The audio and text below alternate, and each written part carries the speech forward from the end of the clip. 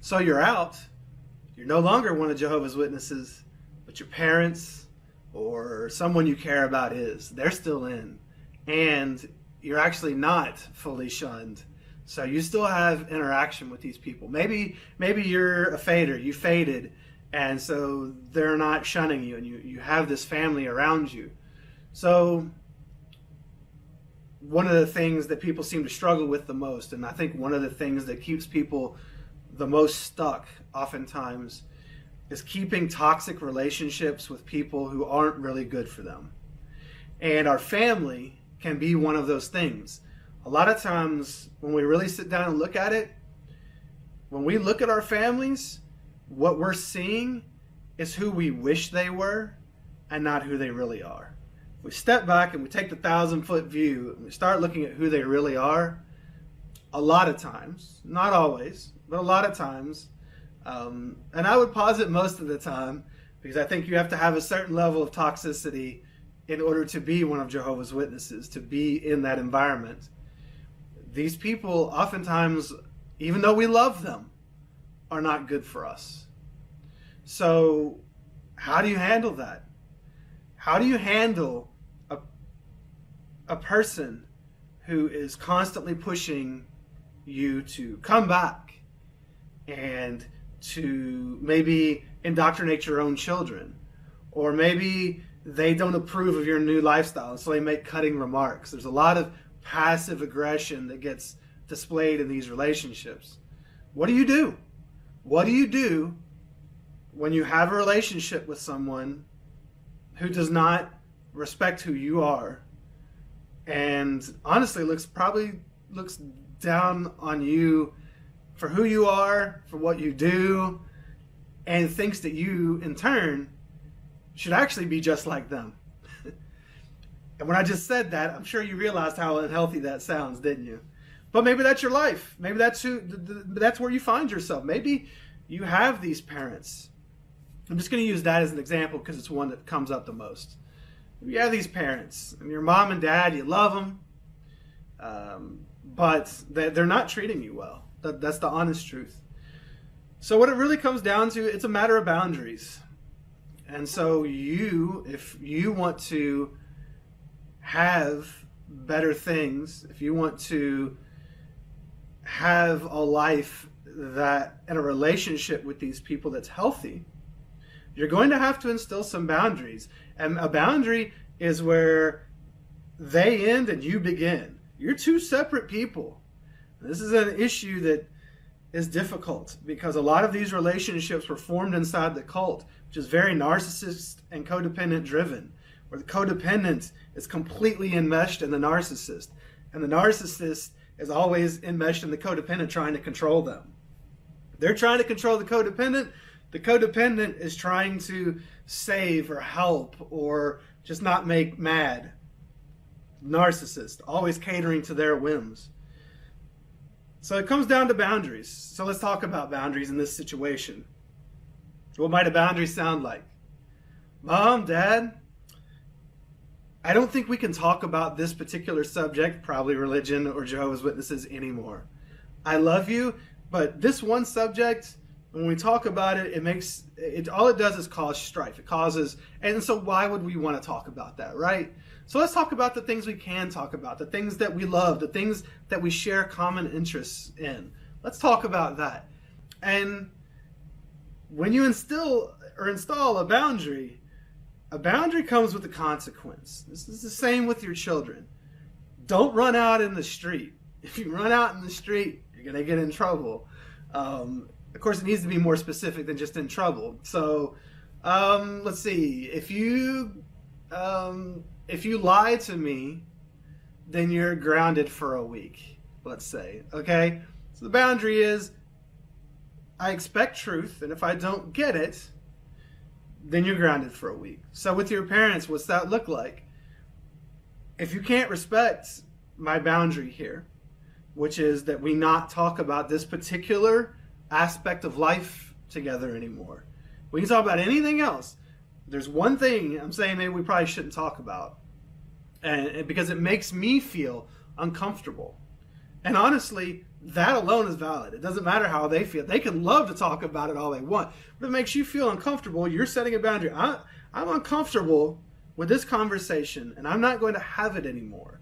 And if you choose to have it, then I'm going to have to leave. So if you bring this up and you come at me with this, then I have to walk away. And if you continue to do it, then I guess we just won't be able to see each other anymore. And you have to be willing to back up a boundary. Just like with a child, if you don't back up that boundary, that child's going to keep pushing that boundary farther and farther down the road. Next thing you know, the child's the one in charge. The child is the one dictating everything to the family. Same occurs here in this situation. I guess you're the adult child, but you're saying, it hurts me when you do this. So please don't do that anymore. And if you continue to do that, then I'm not going to stay around and get hurt. And if a person can't respect that boundary, what does that say about that person? If I told you right now that what you're doing, the way you talk to me, hurts me, it makes me feel just really, really bad. It's really hurtful to me. I just feel terrible after an interaction when you talk to me that way. It makes me cry, or it brings up, maybe I have PTSD and it brings up a trauma for me. If I told you who's watching right now, I told you, please don't talk to me about this anymore. It really hurts me. Maybe it's triggering to me. And you said, no, I'm going to talk about it anyway. What's that say about you? What does that say about the reality of your relationship? And I'm just asking that question. What does it say about the reality of your relationship with someone if they insist on talking about something that is actively harmful to you?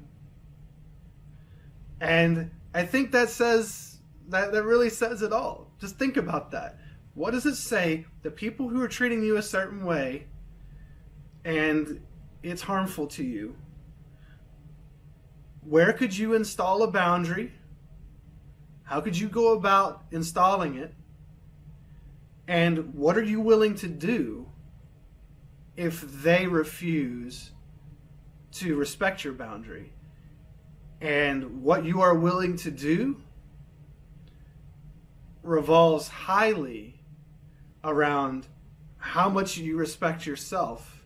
Because if you don't respect yourself and you don't respect your boundaries, how can you expect them to?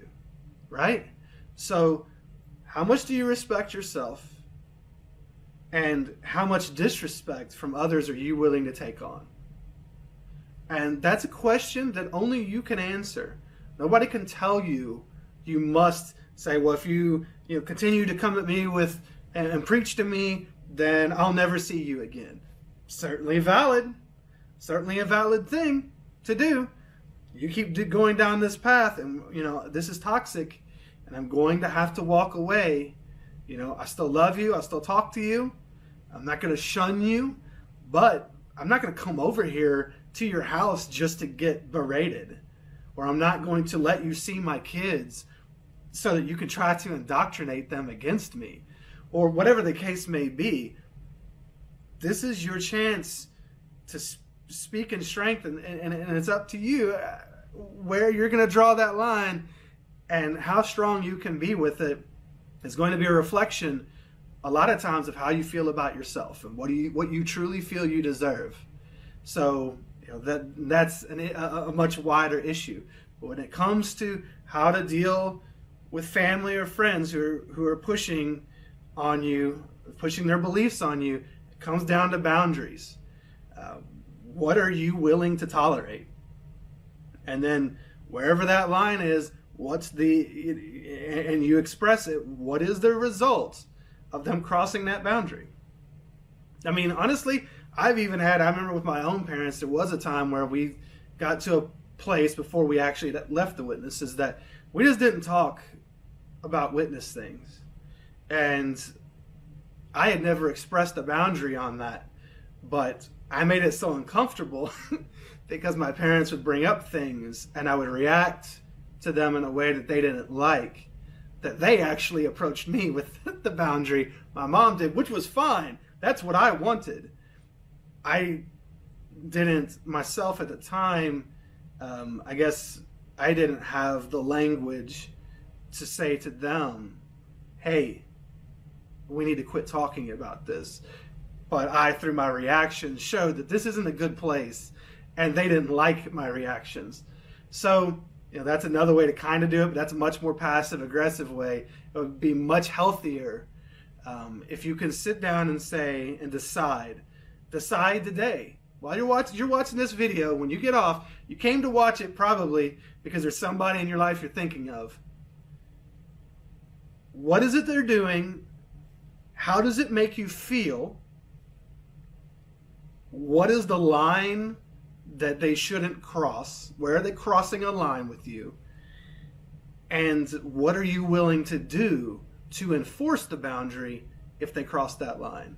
So these are things I just encourage you to think about. Think about with your own life. You probably came to this video for a reason, and I hope you can look at it and start to set some boundaries that give you some feeling of control in the situation, some feeling of being respected. And if you're disrespected, then how much do you respect yourself? What are you willing to tolerate? And what are you willing to do to show that you do care about yourself? Because boundaries are a huge part of self-care. And self-care is something we weren't taught. So love yourself enough to set a boundary and then to react appropriately to it with whatever consequence you lay out. And I think that you'll find, even though it may result in some uncomfortable times, may even result in the loss of some relationships, it will actually be for the better.